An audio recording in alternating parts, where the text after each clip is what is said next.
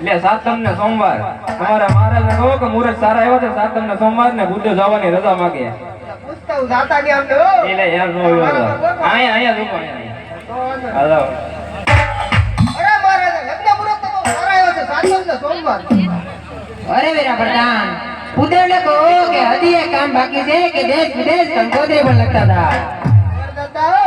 બોલો દાદા બોલો બોલો હજી એક કામ બાકી છે અમે હું બાકી રહી ગયો પછી કંકોત્રી લખવાની છે અમને ને અમારા બાપુને વાંચતા લખતા આવડતું નથી એટલે આવું જે કરજો એટલે કાઈ નહીં થાય બધું પડ્યું રહે અમને વાંચતા લખતા આવડતું ઈ તો પણ બધાને ખબર છે નથી